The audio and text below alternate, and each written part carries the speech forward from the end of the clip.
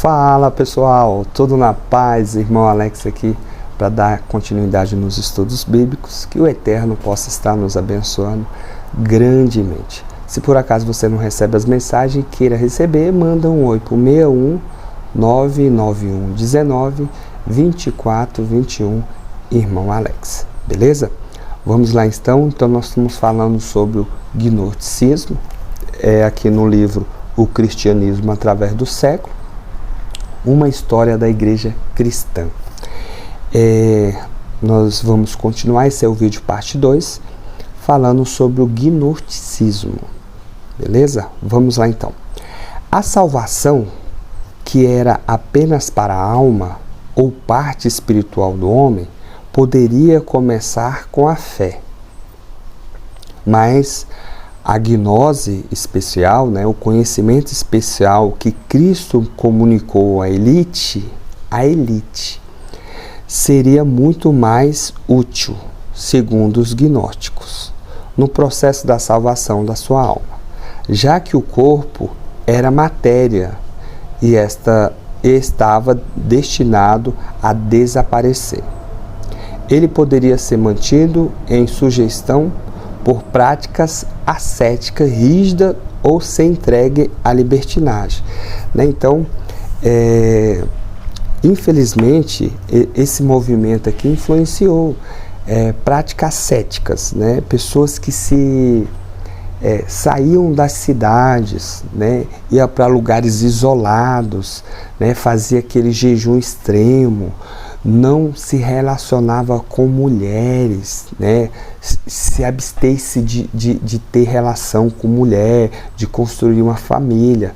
Então isso são práticas ascéticas que veio dos gnósticos, desses movimentos aqui, que essa é uma das doutrinas deles, que infelizmente influenciou a igreja, influenciou o cristianismo. Vamos continuar. Só os gnósticos pneumáticos que possuem a gnose esotérica chegaria aos céus. Então, só existia uma classe dos gnósticos que chegaria ao céu. Os ílicos jamais alcançariam o estado celestial, uma vez que estavam destinados à perdição eterna. Não havia lugar para a ressurreição do corpo. Os sacramentos não eram observados porque envolvia o uso de vinho e pão, que eram matéria e, portanto, estavam ligados ao mal. Então, tudo que era matéria estava ligado ao mal. Essas descrições dos principais princípios defendidos em comum pelos gnósticos não devem destacar a existência de numerosas seitas gnósticas com doutrinas próprias. Então tinha várias seitas gnósticas que tinham suas doutrinas.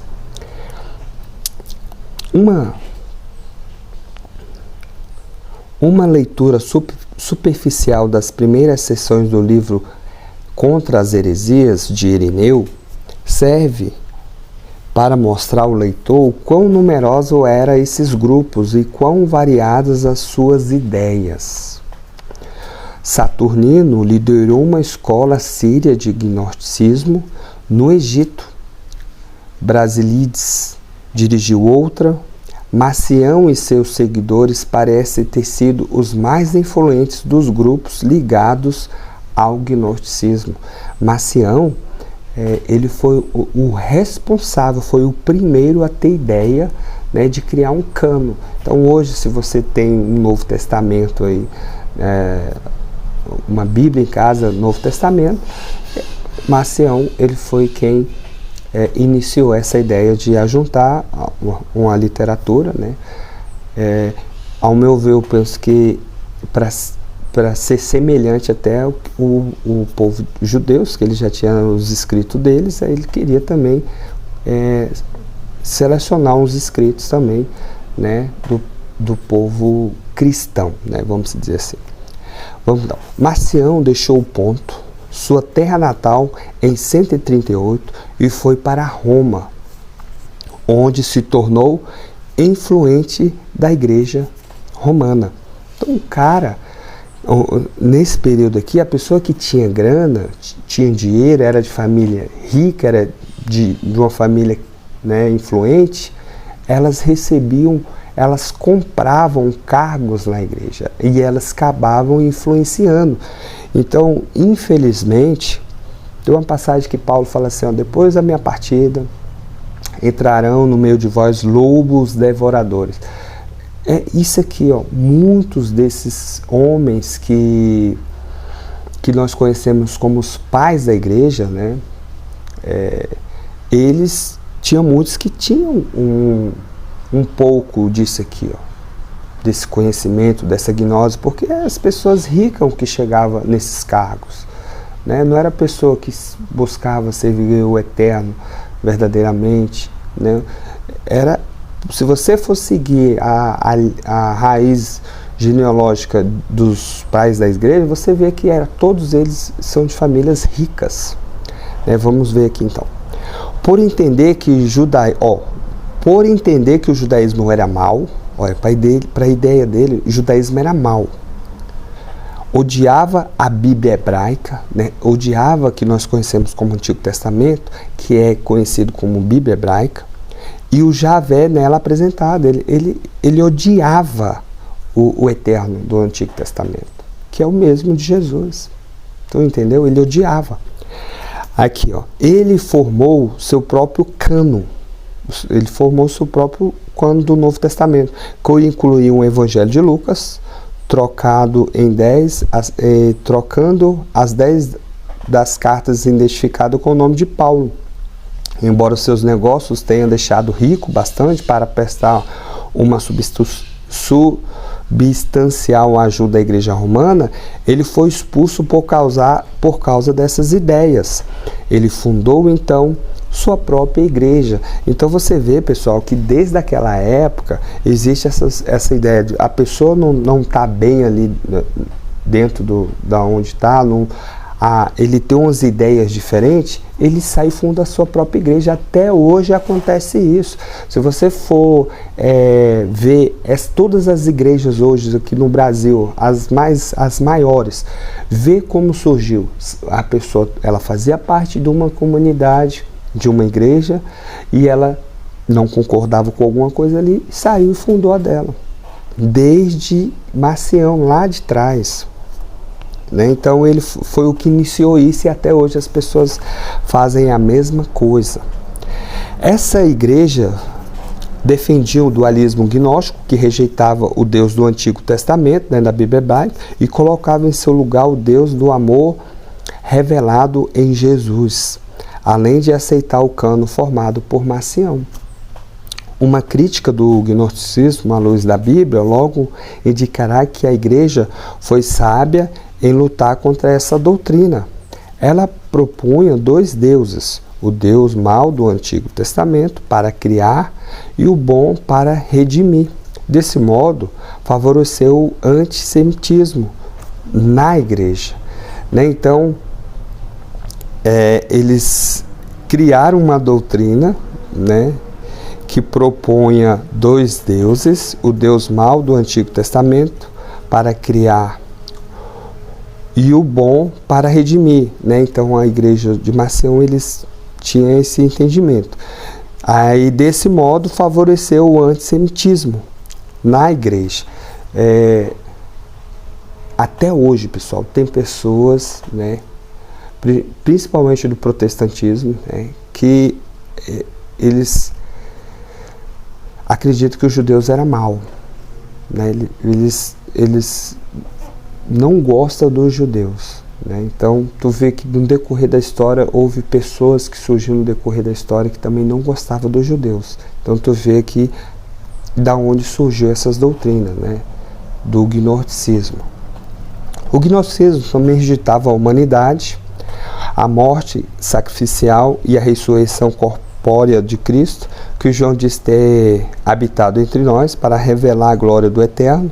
Não admitia que Paulo tenha afirmada a plenitude do Eterno em Cristo, em sua carta à Igreja Colossenses, capítulo 1, verso 19, do capítulo 2 e 9. O gnosticismo ainda fomentou o orgulho espiritual com sua sugestão de que apenas uma elite aristocrática alcançaria os favores de habitar com a divindade nos céus. Então, eles eram exclusivistas.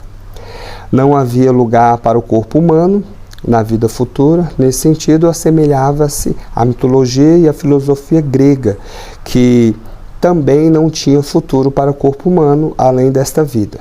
Seu ascetismo foi um dos fatores que contribuíram para o surgimento de movimentos ascéticos medievais, conhecido como monarquicismo, um outro movimento.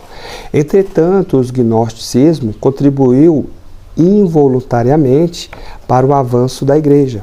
Quando Marcião formou seu cânon do Novo Testamento, a Igreja foi forçada, como autodefesa, a se preocupar com os problemas de quais livros seriam considerados canônicos e, portanto, como fonte de autoridade para a fé e a vida. Então, a Igreja, isso aqui é importante, pessoal, a gente trazer as informações. Foi a Igreja, por causa de um problema que aconteceu ali, no caso de Marcião, eles que falaram os livros que era inspirado e quais que não era inspirado.